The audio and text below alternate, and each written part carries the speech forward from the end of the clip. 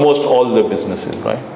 Whether it is airlines, if you have a 60% fill factor, you don't make money. But if you have 70%, you start making money. And imagine everything which is beyond 70% is pure profit, with very little cost incurred. So the same applies to the telecom in a way, and the people who own the infrastructure, who create the infrastructure, they always look forward, but at the same time, they don't want the competition to go ahead. That is why in the beginning, they do not go and offer the infrastructure to others. So we'll take a couple of areas of infrastructure, and one of them for a mobile business, which is very, very important, is the telecom towers. We will also try to talk about the bandwidth. Don't worry, some of the slides are not there, but I can cover them well, and what is happening and going to happen. And feel free to ask questions, right, so that we can make it more interactive. Yep. So outsourcing, as I said, has become a norm, especially in last 6-7 years, especially for the telecom towers. Very few towers have been added in last 2-3 years. And when you go back the period till about 2009 or so, a lot of towers were added. Now there are small number of towers which get added, right? So as we all know that any telecom network has many elements, right? So you initially need to get a license, because if you do not have a license, you cannot start the business, right? And depends on what you want to do. So you first decide what you want to do, and then you take a relevant license. And you have to take a spectrum if you have to be a mobile operator. There are for different categories, there are different licenses. Whether you want to do 2G, 3G or 4G, you take a spectrum. And those are like sunk investments which you make on day one. Of course, you can increase the spectrum as you go along. Then you create infrastructure for yourself, or you go ahead and lease infrastructure from somebody who has it, right? And on that infrastructure, you create your network. So depending on what you want to do, you create that network. Of course, you must have the systems to operate the network. Of course, in today's time, you can even outsource the network management. But the customer management, normally people would like to keep to themselves, because the customer is who gives you the revenue, right? And owning the customer and servicing him becomes extremely important. And hence you like to keep the customer management with you.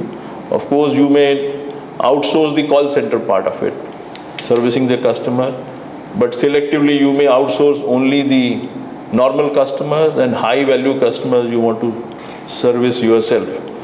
Because like in any principle of life, the 20-80 principle gets applied in some way or the other everywhere, right? So in telecom, typically 30% customers give 70% revenue if you are a mobile operator. But within this 30% customers who give 70%, if you were to apply this once again, so you will find that 10% customers give half the revenue. So you want to make sure that you have good 10% customers and you give them good value, good service. That's what makes you a winner, when you compare the various service providers. That is their differentiator. So good customer service and a good value to them is critical for making money, right? You may have more customers, but still less profits if you do not have the right mix of customers. So that's how the business goes along, and you must have strong systems for billing and collections, because if you give a service and can't bill properly and collect your money, then you're bound to doom. And of course, in the various elements which get involved, there are fixed costs and variable costs, and with time some of these costs change. like we know the electronics cost of various network elements changes, So like electronics costs have come down, but the basic infrastructure costs have not come down. Suppose you want to create a building, you want to air condition a building. Those costs have not come down. In fact, relatively they have gone up as a percentage of total cost of creating a network. So that is why the leasing becomes more important, because it takes more time to create them, and as a relative cost they have become costly. If you compare 10 years back and now, 5 years back and now, whereas the electronics costs keep coming down, whether it is the main switches or the BTSs or the customer devices. Of course, the customer devices, new and more powerful devices, will keep coming. So this is just you to get a feel that how the various cost elements which will get involved, and the values are deliberately not put because they, as a mix, they keep changing with time, and they will change with what you want to do. I mean, imagine somebody had a 2G spectrum 5 years back, even 4 years back, versus what is going to be now. So the ratio will be quite different. That is why on the spectrum, the big fight goes on, because it is a cost which you incur when you buy the spectrum, and you have to amortize over 15-20 years, right? That is why 1650 crore and 16,500 crore can make a huge difference, because you have to pay interest on what you have invested on day one while buying spectrum. So that's why it is a highly fixed cost, as you will notice, and some of these are controllable and some of these are non-controllable, because this is decided by the market and the regulator, right? Your own controllable costs are if you do not have bad debts, or if you make your network so automated, system oriented, you need less employees, or you go to a more outsourcing model like call center, or you go to a dealer network, where you have more resellers, even in a fixed line wire network. You set up a network by a locality, by a city, there are people who go and resell. So you don't have a direct employment, but you have people who manage those resellers, So you can reduce your own direct costs, because then some of those costs become linked to the revenue, they become variable instead of fixed. So you must notice the changes which come from the fixed to variable. So this employee cost, how much you keep on the fixed side and how much to the variable side, depends on how you structure your whole business in terms of selling, operating. Today you can have your network operation center also fully outsourced, right?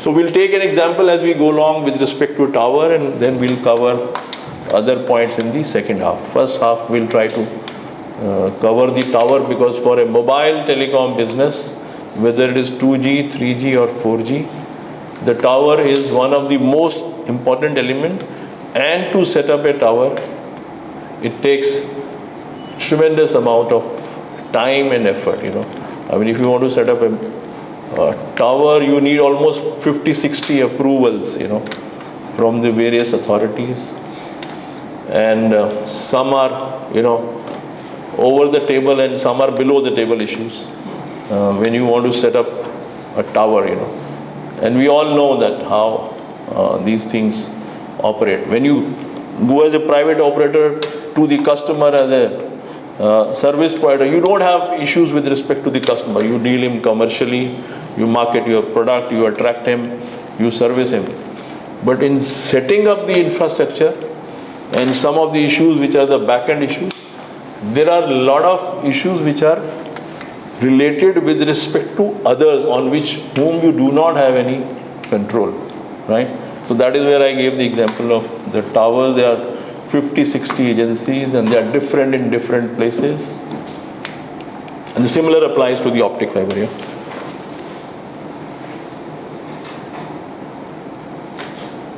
This is just to get a feel, even though these numbers are old, but quite a bit has changed with respect to the rural penetration, right?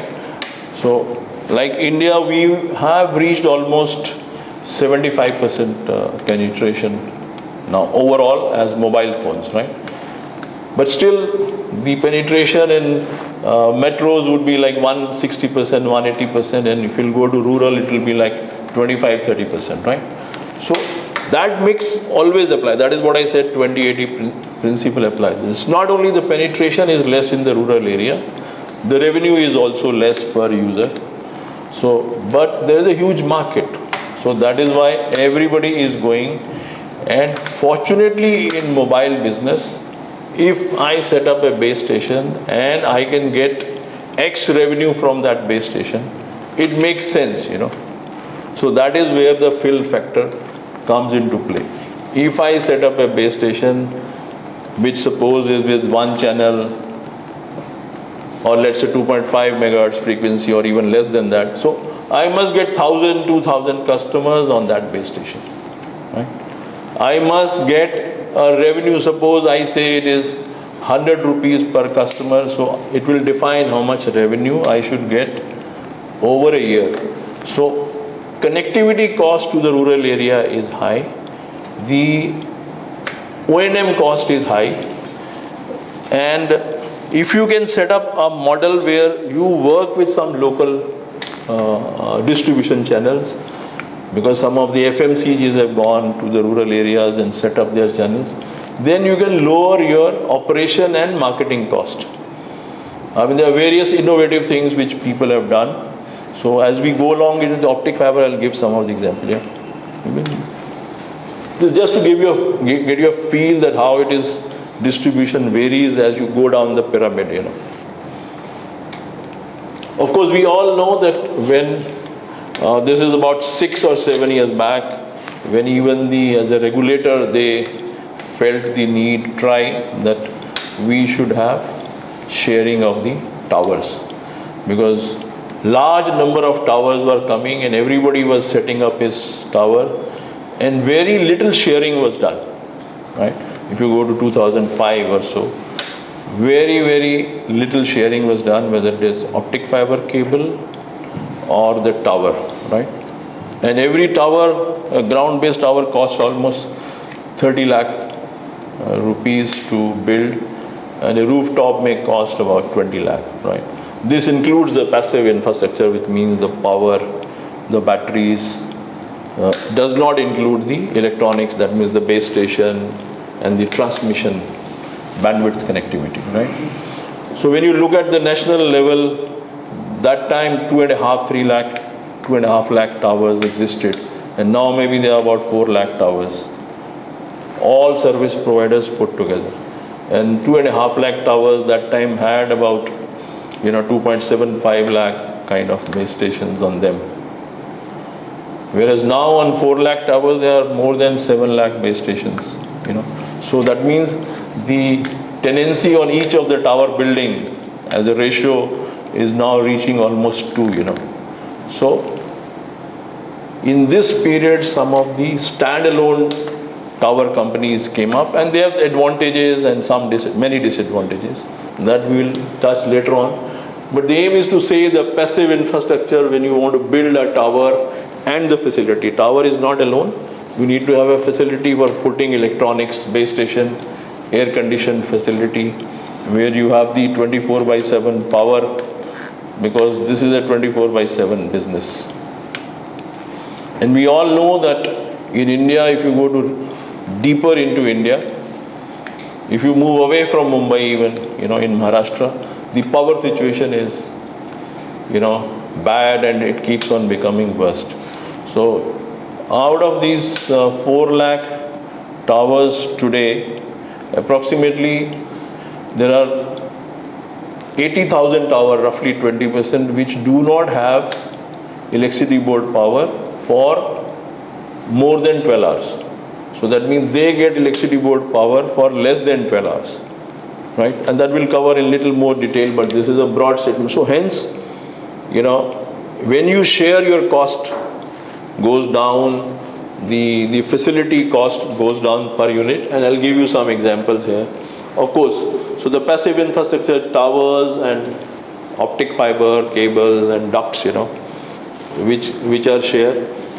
Of course, the active infrastructure, some of this later on was allowed to be shared. For example, that if you want to share a base station, you can share, but you must have your separate frequency slot. So which is a very difficult technical kind of issue, So there are some parts you could share, but it has its own technical challenges, in the active infrastructure space. And of course, there are other systems which are shareable. One can share his billing system today. It is possible. So I set up a billing system. I can run for me and for another mobile company also on the same billing system, on a per minute charge or a per usage charge. So there are various possibilities how it can be structured. Yeah. Call center, of course, all of us know. The value-added services are a lot. Signaling is done as a common phenomena because some of the companies set up the signaling switches alone for this purpose. So infrastructure sharing, as I said sometime back, that initially it started with some drive for commercial reasons, economic reasons, and some drive from the regulator. And as you go along, you feel that you have derived something from what you have set up. So you are willing to share with others, because you are already ahead of the curve, right? So you always like to take a decision that, I should be more competitive than him, A, in the cost part of it, B, in the market part of it with the customer. So if I have already taken the cream of the customer, there is no harm in letting others come in. This is one way to say. If I have done some penetration in an area, so normally the early adopters come in, the people who can afford more money, who are willing to pay more. So then you are willing to let others come in because they will take normally the next layers. Of course, they can take some of your customers also. But that depends on if you are good in your product, if you are good in your price, and if you are good in your service. And all these need not necessarily be good alone. They should be perceived better, Then only people stick with you. Reliance network may be better, but Airtel may be perceived better, So perception of the customer is, of course, ultimate decision. But in the end, the numbers decide how your cost is.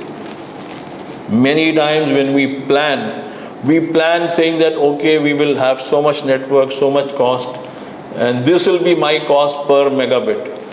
But if my network fills half of it, so cost per megabit becomes double, on a recovery basis. Because the financial modeling of what you do as your best case, the worst case, and the rational case, and then you must achieve the rational case, otherwise your cost goes up. I'll try and give some examples by which you can understand it easily.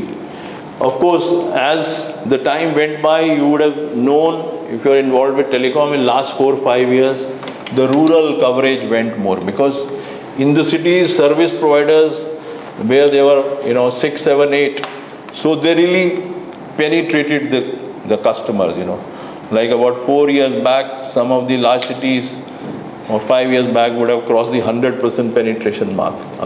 Some people might be having more phones and some may not be having any phone.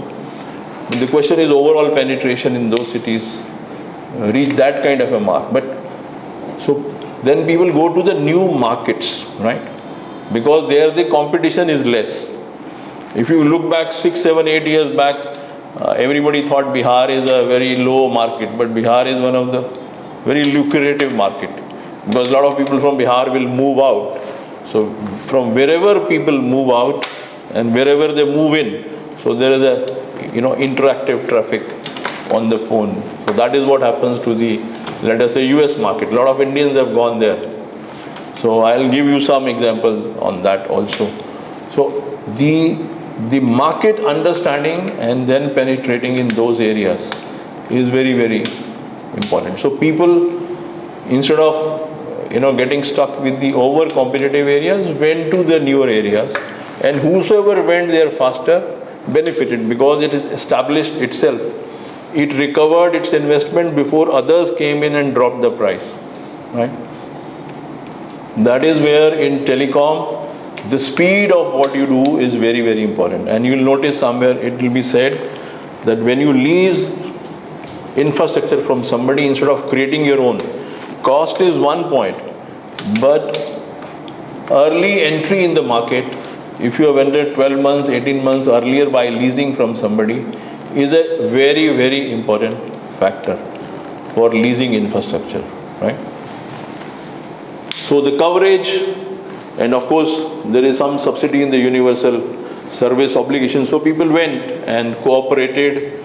The government also about 5-6 years back came out with a policy that every USO tower, there are about 8,000 of them. It is mandated that there will be 3 players on that. That means if I build a tower, I am supposed to offer to 2 more minimum, right? Of course, if they don't want, then it is not necessary, but I am supposed to. Maximum limit, sir? No, there is no maximum limit. So USO tower, there is 3. But after that, it is my choice whether I give or not. This is my economic decision. But from government side, there is no limit, right? So, and of course the technology, because that stage, say 4 years back, the 3G was to come, because we all know the 3G bids were June 2010, 2 years back. So 3G is more like a 1-year phenomenon now. And the broadbands, the 4G, etc., right? So 4G will follow this year and next year in a big way. So the biggest point here is to say that when you go and create an infrastructure, it has got a huge lifetime value. Whereas the front-end technologies, like whether it is 2G, 3G or 4G, they keep on having new competition because new developments come and their product life cycle is much shorter. Whereas the basic infrastructure has a large lifetime value. And when you can compare this with real life, when you make a building, when you make the basic structure, you can go on changing the design of a structure from a shop to a commercial office to an IT office. You can change all that inside, right? So it's like changing from 2G to 3G or a 4G. You see the entire Mumbai, there are factories, now they are becoming houses, and some of them are becoming upper end houses, So, but the basic infrastructure, which is land in this case, or let us say the building structure, is the next level of infrastructure. And you can make a building of 12-story infrastructure but furnish only 3 stories, Whereas that infrastructure will be in demand whatever be the type of service. So you should be willing to adjust to offer service to those service providers, right? So hence, at various stages, the government has promoted that there should be more sharing, because you have to catalyze things to happen. That is what the regulator's role is supposed to. That means it should create a competition for consumer benefit.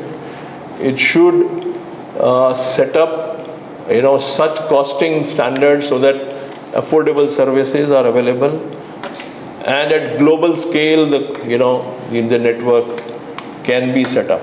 So there have been various attempts at various times. Some are very successful and some are less successful. But the regulator has actually generally played a good role. Controversies beyond, because every group is trying to push its agenda, right? Because any policy decision you take, somebody benefits less, somebody benefits more, and somebody is even harmed by that policy decision. So maybe offline, if you want to ask me something, I can tell you something what is happening on spectrum, because that is a very, very big game still going on. So I think the operators who want to enter the market, and the infrastructure owners who are already in the market, either are as a standalone or as a integrated players. So they try to take advantage, and they obviously see that what is the build and buy. That is a typical phenomena by which you evaluate. That means if I build or I buy, so what is the right price for me? And I place myself in the buyer's shoes and try to create his build or buy business plan. That is your wish list as a seller, so that you can get the best value, right? And initially, if you go to this example of 4 lakh towers, which were set up, let us say till about 2003 or so, they were not set up with an intent of putting tenants on them. That means they were single story structure or single story plus Barsati structure, But as 2003-4 came, when the towers were built by various service providers, they built it for tenancy, right from day zero.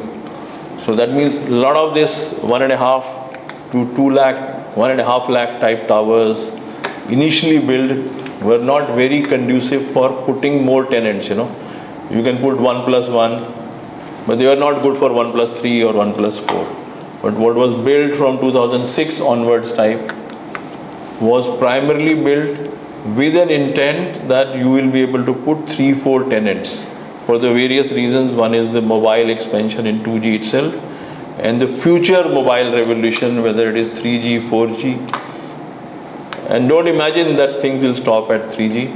Even while 3G is getting stabilized, 4G is in place, and more will definitely follow.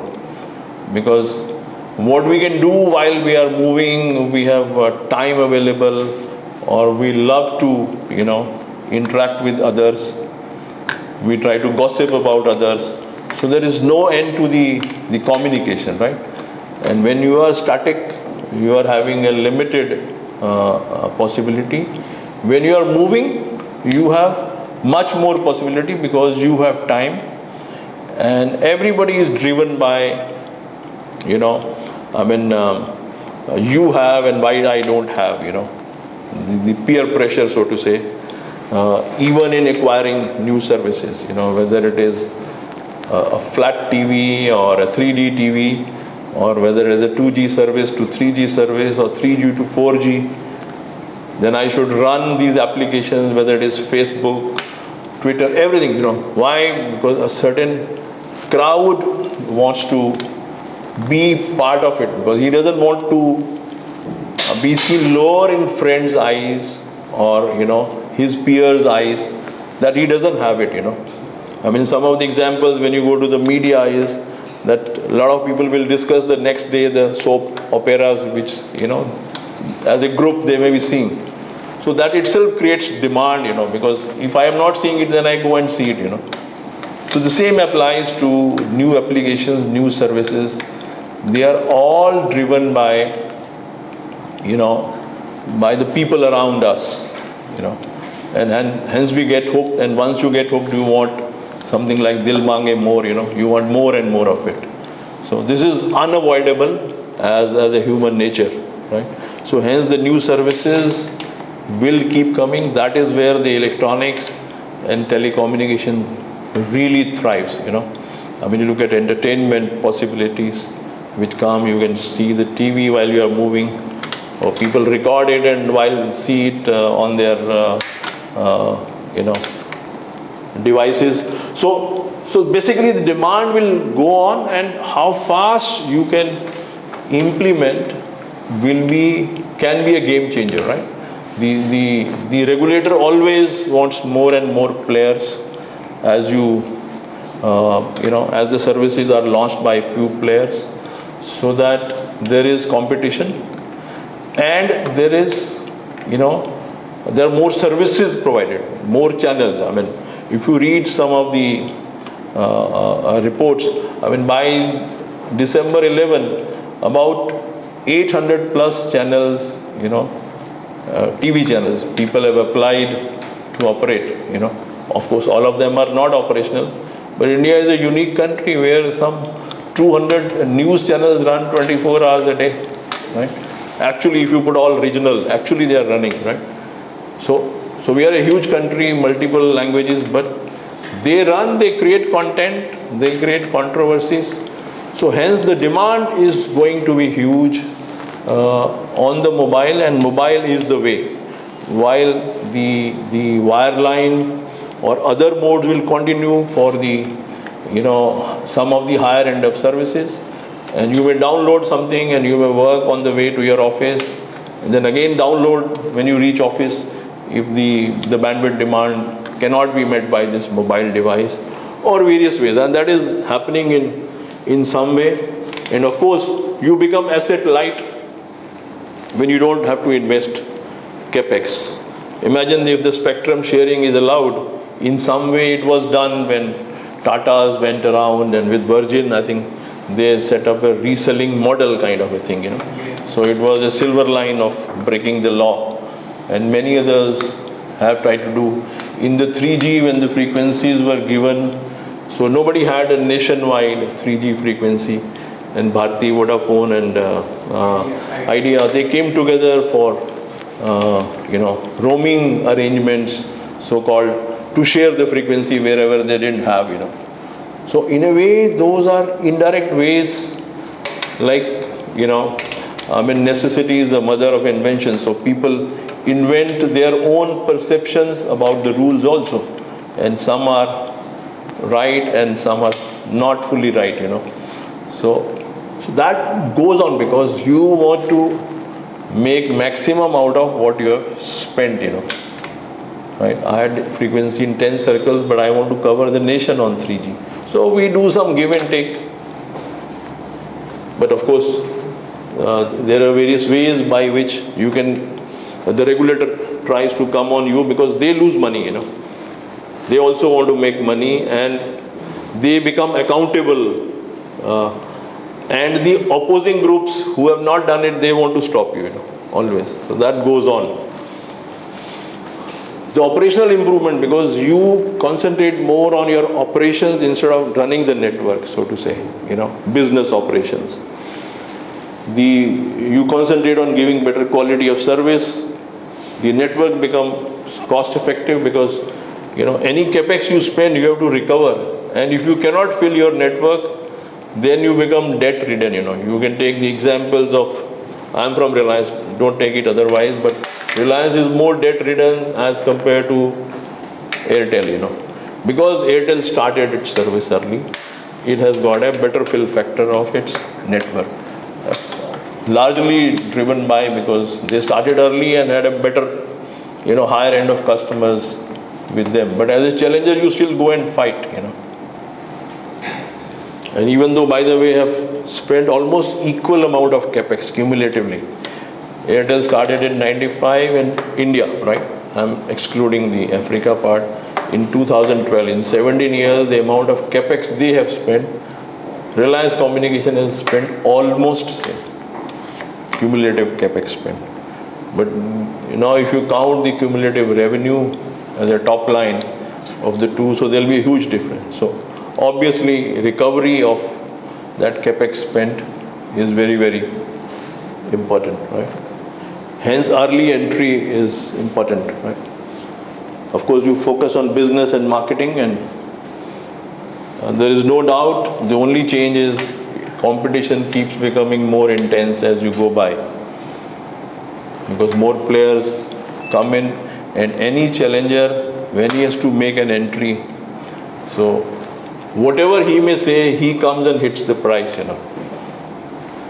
I mean, we had about last year or so, there's some stability in the 2G prices, but in last 2-3 months, again the price competition has once again, grown. Because nobody wants to lose the market share. And again, the factor keeps coming to what you have set up. Even if you have leased, you want to fill it more. So that there are many areas which are your own still, even if you lease some infrastructure. Yep. Of course, this is just to say that how the tower as infrastructure is distributed between various players, So I think maybe one odd slide, even though it is little older, it will tell you how the broad mix is. But in India, in anything you go, there are more players as compared to a global scenario. Hence, we have the lowest price in telecom, because we are more people, there are more businessmen, so everybody fights. More people fight for the same space, so to say. This is a typical Indian phenomenon. Yeah. So this is something old, but this is not changed much from about 350K so to about 400K. So like Indus will be about 115K, and Reliance will be still about 50K. Bharti will be 35K, because Bharti has its own 6-7 circles where they have their own Bharti infrastructure or Infratel. So they run their own towers. Same way Vodafone and Idea also have beyond the 16 circles, right? It doesn't mean they don't lease to each other, but the Indus owns only is a combination of 3 and 16 circles only, right? The balance circles they operate on their own or together. Of course, BSNL MTL may be more 40, 45 and so on. So the 400,000 towers which are there, and with a very 5% kind of growth in the tower numbers in last 2-3 years, year on year, right? It's not high, it is only balancing wherever required, or where somebody is not able to offer you, or for coverage issues, or sometimes in cities for capacity issues. I hope you understand the capacity and coverage issues with respect to the mobile sites. If you have any question, I can in a very simple way try and explain to you. You would like to know, because this is very important, right? That is where the fight on this 5 megahertz or your 6.2 megahertz, where some people have got 8 or 10, and 5 is more in the CDMA, or 4.4. So this applies more to the cities or where there is a concentrated traffic, right? Because while mobile is a very good method to cover customers in a given area, but whenever there is a shifting traffic, it causes its own problem. I mean, you can take the example of people moving from Andheri to Nariman Point and vice versa. So that means this area during the day is overcrowded, and this is overcrowded in the evening or morning or night. Right? So hence you need more channel.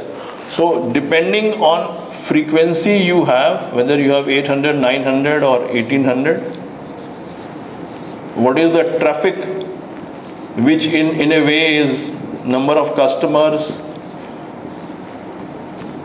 plus their usage pattern and number of sites.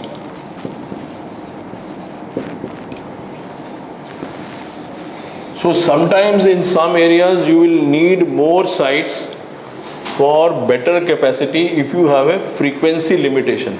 So what is the quantity of frequency you have? Whether you have spectrum quantity. So you have a 4.4 megahertz only, right? So in Andheri you may need 5 sites, but if you have 8 megahertz, you may be able to manage with 3 sites, because you have more capacity to